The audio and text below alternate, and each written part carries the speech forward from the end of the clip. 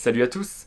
Dans ma vidéo témoignage du poêle à bois en tiny house, j'expliquais qu'avec ce mode de chauffage, la différence de température entre le haut et le bas dans la tiny peut être très grande. Sur la mezzanine, je peux avoir si chaud que je dois être torse nu, alors que sur le plancher du bas, lorsque je pratique le yoga, je peux être tout juste confortable en t-shirt. Pour pallier à cela, et mieux homogénéiser la température dans toute la tiny, j'ai reçu le conseil suivant dans un des commentaires. Peut-être pourrais-tu ajouter un ventilateur à effet Peltier sur ton poêle? Merci à Néo pour ce conseil. Je n'avais jamais entendu parler de cet objet pourtant très astucieux.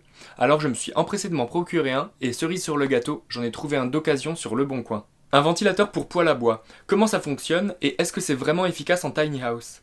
J'ai fait mes petites recherches théoriques et j'ai testé l'objet en vrai pour pouvoir vous en parler. En transition douce vers la décroissance, de la remise en question à la mise en pratique. Un ventilateur pour poêle, ça fonctionne comment? C'est un petit ventilateur, vraiment petit, 17 par 18 par 7 cm, tout d'aluminium conçu, que l'on pose directement sur le poêle. Celui que j'ai est le modèle Wattgaffer, ventilateur pour poêle à 4 pales. L'idée est qu'en tournant, l'hélice envoie l'air chaud du poêle à l'horizontale, loin dans la pièce, plutôt que de le laisser monter naturellement au plafond. Ainsi, la température s'homogénéise mieux dans l'espace. Et ce ventilateur est d'autant plus malin qu'il est alimenté par la simple chaleur du feu. Et ça, c'est quelque chose qui me plaît. Ah, alors l'hélice tourne avec l'effet de la chaleur qui monte, comme les spirales en papier qu'on fabriquait en maternelle? C'est aussi ce que je pensais la première fois que j'en ai entendu parler, mais en fait non. Et à bien y réfléchir, ça semble assez évident. Voyez comme le flux naturel d'air chaud fait tourner la spirale. Ce n'est pas bien rapide. À cette allure, une hélice de ventilateur n'enverrait pas d'air bien loin. Si l'air chaud monte au plafond, c'est parce qu'il est plus léger que l'air froid. Ça s'appelle la convection. C'est ce qu'utilisent les planeurs pour voler sans moteur ni hélice. Dans notre cas, l'hélice du ventilateur tourne franchement vite, grâce à un moteur. Alors vous l'aurez compris, l'électricité qui alimente ce moteur est produite par la chaleur du poêle. Et cette capacité à produire de l'électricité à partir d'une différence de température s'appelle l'effet Seebeck. Eh mais non, ça s'appelle l'effet Peltier. Eh bien non, c'est l'effet Seebeck. J'ai pu lire à peu près partout sur internet que ce ventilateur est à effet Peltier, mais en cherchant à comprendre comment fonctionne ce ventilateur, je me suis rendu compte que les gens font en fait un raccourci. Il existe l'effet Peltier, il existe l'effet Seebeck, ce sont deux théories physiques. Et il existe aussi un composant électronique qui s'appelle le module Peltier et qui permet d'appliquer ces deux théories physiques. Permettez-moi de dégrossir tout ça en 2 mots, car même si je ne suis pas physicien, j'aime que les choses soient justes, et en plus je trouve ça intéressant à savoir. Dans notre cas du poêle à bois, de la chaleur est émise par le poêle sur le pied métallique du ventilateur. Le métal, qui est un très bon conducteur de chaleur, va chauffer cette petite pièce blanche par le bas. Et cette pièce, c'est un module Peltier. Le module sépare le pied du ventilateur de sa partie haute en forme d'éventail. Puisqu'elles ne sont pas en contact direct, la chaleur du pied n'est pas diffusée à la partie haute, qui reste donc plus froide. La forme d'éventail permet aussi à cette partie de rester plus froide. Pour vous donner une idée concrète, lorsque j'ai pris des mesures, les températures sont montées au maximum à 310 degrés pour le poêle, 160 degrés pour le pied du ventilateur et 65 degrés pour l'éventail du ventilateur. Pour ceux que ça intéresse, voici les graphiques détaillés de l'évolution des températures sur ces 3 parties. Dans le tableau, la ligne rouge correspond au moment où j'ai arrêté d'approvisionner le feu en bois. Je vous invite à mettre la vidéo en pause si vous voulez prendre le temps de les lire. Cette différence de température entre les 2 parties provoque une tension dans le module Peltier qu'il transforme en électricité. Cet effet thermoélectrique est appelé l'effet Seebeck. Donc ce petit ventilateur pour poêle est bien un ventilateur à module Peltier mais à effet Seebeck. Mais alors, c'est quoi l'effet Peltier? Je vous préviens que l'on sort un peu du sujet, mais au moins vous saurez. L'effet Peltier, c'est l'inverse de l'effet Seebeck. Lorsque l'on alimente électriquement un module Peltier, celui-ci va créer une différence de température entre ses 2 côtés. Par la consommation électrique, un côté du module chauffera, l'autre refroidira. C'est ce qui est utilisé dans nos réfrigérateurs. En gros, pour l'effet Seebeck, on envoie de la chaleur sur un objet froid et ça crée de l'électricité. Et pour l'effet Peltier, on envoie de l'électricité et ça crée un objet chaud et un objet froid. Pour la petite histoire, l'effet Seebeck a été étudié avant l'effet Peltier. Si vous voulez en savoir plus sur tout ça, j'ai mis les liens utiles dans la description. Maintenant que l'on a la théorie, comment ça fonctionne concrètement? Il est recommandé de poser le ventilateur vers l'arrière du poêle, par sécurité pour éviter qu'il ne tombe et pour éviter de toucher l'hélice qui n'a pas de grille de protection. C'est un peu dangereux, surtout qu'il est assez discret. Le ventilateur se met en route tout seul une fois que le feu l'aura suffisamment chauffé. Ça démarre assez vite, et pour vous en rendre compte, j'aimerais vous en faire la démonstration en temps réel, alors c'est parti. Je viens tout juste d'allumer le feu, d'ici 2 minutes le ventilateur va démarrer. Pour constater concrètement l'efficacité du ventilateur, j'ai mesuré l'évolution de la température à plusieurs endroits de la tiny à l'aide d'un thermomètre laser. J'ai pris les mesures tous les quarts d'heure, sur le mur derrière le poêle, le sol, le plafond au-dessus du poêle, le mur en face du poêle, le plafond de la chambre en mezzanine, le bas de la porte de la salle de bain située au plus loin du poêle, et le mur de la cuisine assez éloigné du poêle également. Et comme à mon habitude, j'ai comparé une journée sans ventilateur et une journée avec pour se rendre compte de la différence d'évolution des températures dans l'espace. J'ai fait en sorte que les conditions des 2 jours de test soient les plus similaires possibles, température intérieure de départ environ 15 degrés, j'ai arrêté d'approvisionner le feu en bois au bout de 45 minutes, et les températures extérieures étaient environ 5 degrés. Observons rapidement l'évolution de la température dans la Tiny. Selon les résultats des mesures, les 7 endroits testés peuvent se classer en 2 catégories. Ceux où la température a augmenté très fortement avec le poêle seul, et ceux où la température a augmenté plus rapidement avec le ventilateur. Les prises de mesure avec l'utilisation du ventilateur sont en gris, et celles pour le test avec le poêle seul sans ventilateur sont en rouge. La zone la plus critique est celle du mur juste derrière le poêle. On voit que la température est montée à 51 degrés avec le poêle seul, alors que le ventilateur a limité la température à 43 degrés, une grosse différence qui se maintient sur toute la durée du feu. Au plafond, juste au-dessus du poêle, les températures sont montées jusqu'à 34 degrés avec le poêle seul et se sont limitées à 30 degrés avec le ventilateur. Un écart qui joue beaucoup comme vous le savez. En été, ces 4 degrés font la différence dans notre ressenti.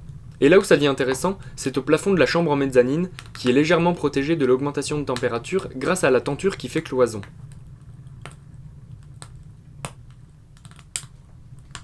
C'est parti! Avec le poêle seul, il a fait jusqu'à 26 degrés dans la chambre, alors qu'avec le ventilateur, ce n'est monté qu'à 23. Et c'est là que se joue le besoin d'enlever le t-shirt ou pas. Avec le matelas, la couette et les oreillers, 26 degrés donne un ressenti très chaud, trop chaud pour moi, même en hiver.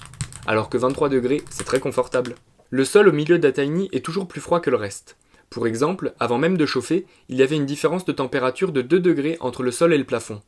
En ce qui concerne la comparaison, les températures par terre ont été assez identiques dans les deux cas, avec 19,6 degrés max pour le ventilateur contre 20,6 degrés max pour le poêle seul. Maintenant, voyons les zones où le ventilateur a permis d'augmenter la température plus vite. D'abord, le mur en face du poêle qui mène à la chambre. J'ai mesuré cet endroit car c'est exactement vers ce point qu'est dirigé le ventilateur, donc que l'air chaud du poêle est censé être envoyé. Voici le résultat. Il atteint 25 degrés en 3 quarts d'heure avec le ventilateur, alors qu'il atteint les 25 degrés en 1 heure et quart avec le poêle seul. Le bas de la porte de la salle de bain atteint aussi son maximum beaucoup plus vite avec le ventilateur. 17,6 degrés en 30 minutes contre 1h15 avec le poêle seul. Finissons avec le mur de la cuisine, dont les températures ont toujours entre 15 et 30 minutes d'avance avec le ventilateur. De manière générale, on voit qu'aux endroits les plus loin du poêle, les températures ont tendance à être moins élevées et aussi à diminuer plus vite lorsque le feu est arrêté. Voici de nouveau un tableau récapitulatif pour les adeptes des statistiques. Ce petit objet parfaitement autonome optimise donc l'énergie du poêle qui chauffe la maison. C'est une belle mise en pratique dans la vie quotidienne de 5 principes de la permaculture. Parlons-en un peu car il est intéressant de se rendre compte que la permaculture est un concept présent partout, même en dehors du jardin. Principe de permaculture numéro 2. Capter et stocker l'énergie. Même si le ventilateur ne stocke pas d'énergie, puisqu'il n'est pas pourvu de batterie, il capte l'énergie existante de la chaleur du poêle pour en créer un mouvement. Ça n'a l'air de rien dit comme ça, mais c'est vraiment super intéressant de réussir à capter la chaleur pour la convertir en une autre énergie. Car la chaleur est la seule énergie qui se perd, dans le sens où elle ne crée rien. Elle fait du chaud et elle se dissipe. Impossible à stocker. Ça s'appelle l'entropie. Alors utiliser la chaleur tant qu'elle est là pour en faire autre chose que simplement chauffer la pièce, je trouve ça plutôt sympa. On peut aussi poser une bouilloire ou une tasse d'eau sur le poêle, ça permet de chauffer votre eau pour un bon thé. Quel bon thé! Et ça peut aussi faire sèche-cheveux. Ouais, ce sont surtout les 300 degrés du poêle qui te sèchent les cheveux. Principe de permaculture numéro 5, utiliser et valoriser les ressources et les services renouvelables. Un ventilateur qui tourne à l'énergie du feu de bois utilise une renouvelable ressource, ça coule de source. Principe de permaculture numéro 8, intégrer au lieu de ségréguer. Ce principe parle de mécanismes mutualistes, d'une complémentarité de services dans un système donné, voire d'une symbiose entre plusieurs éléments. Et évidemment, c'est notre cas ici. Le ventilateur utilise l'énergie du poêle afin de s'alimenter pour mieux diffuser ladite chaleur dans la pièce. C'est un bel exemple de duo où chacun aide l'autre à mieux fonctionner sans se parasiter. Et cette fois, je ne terminerai pas par un jeu de mots. Principe de permaculture numéro 12, face au changement, être inventif. Pour un mode de vie en décroissance, le chauffage au bois est une des meilleures solutions existantes. On peut trouver le bois par soi-même, on peut viser l'autonomie. Et c'est assez inventif que d'imaginer un ventilateur qui diffuse la chaleur, car grâce à ça, le feu peut durer moins longtemps et on économise du bois.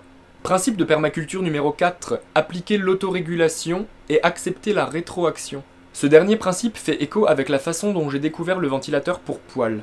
On m'en a parlé via un commentaire, je suis allé voir de quoi il s'agissait sans avoir d'a priori, j'ai été conquis par le concept et j'ai voulu essayer. Je ne suis pas resté sur ma façon de faire, je ne suis pas monté sur mon grand ego. Je me suis dit que cette solution pourrait améliorer mon quotidien et qu'il fallait que je l'essaye. J'ai accepté de m'auto-évaluer pour autoréguler ma façon de faire et la rendre plus efficace. Avantages et inconvénients du ventilateur. Ça fait plus d'un mois que j'utilise le ventilateur à chaque fois que je fais un feu, et voici mon avis. Pour les avantages, la température est vraiment mieux homogénéisée dans la pièce, d'autant que j'ai dirigé le ventilateur vers la cuisine et la salle de bain sous la mezzanine. Du coup, une partie de l'air chaud est envoyée rapidement vers cette zone, plutôt que de monter directement au plafond et de rester coincé dans les mezzanines. Il fait de toute façon assez chaud en haut, puisque bien assez d'air y va, le ventilateur ne souffle pas non plus comme un réacteur d'avion. Comme nous l'avons vu tout au long de la vidéo, cet objet est autonome énergétiquement. Pas de consommation d'énergie supplémentaire que celle déjà présente du feu. Il permet d'économiser du bois grâce à sa fonction, la chaleur est mieux répartie dans la pièce, le feu peut durer moins longtemps. Inconvénient. Il n'y a pas de grille de protection autour de l'hélice, il faut donc être vigilant lorsqu'il est en marche et que l'on passe à côté. Et avant qu'il se mette en route, il faut vérifier que les pales aient de la place pour tourner, qu'elles ne toucheront pas le conduit du poêle par exemple. Je disais que le ventilateur est assez discret, toutefois le moteur fait un léger bruit qui casse un peu le charme du son du feu. C'est franchement léger, mais vu que le crépitement du feu est assez doux lui aussi, ça compte. Les pièces électroniques, donc le module Peltier, les câbles et le moteur, ne sont pas complètement recyclables. Donc à la fin de son cycle de vie, cet objet aura un certain impact environnemental dont il faut simplement avoir conscience. Je trouve que par rapport à ces inconvénients, les avantages du ventilateur pour poêle sont beaucoup plus intéressants, tant au niveau énergétique que confort quotidien. J'espère que cette vidéo vous aura été instructive. J'ai conscience que le fonctionnement du ventilateur pour poêle est un sujet très spécifique qui ne concerne pas une majorité de personnes, ce pourquoi j'ai voulu un petit peu développer les parties de physique et de permaculture, afin que chacun puisse en tirer quelque chose qui lui sera utile, ne serait-ce que pour de la culture générale. J'ai moi-même appris plein de choses en écrivant cette vidéo. Je vous invite à découvrir ma page Tipeee sur laquelle vous pouvez donner un prix libre pour les vidéos que je crée. Faites-le de bon cœur, c'est le plus important. Je tiens particulièrement à remercier ceux qui ont déjà fait le pas de me donner un coup de pouce financier. Et je vous remercie tous pour vos messages, vos conseils et vos encouragements, ils me font très plaisir et me motivent, c'est vrai.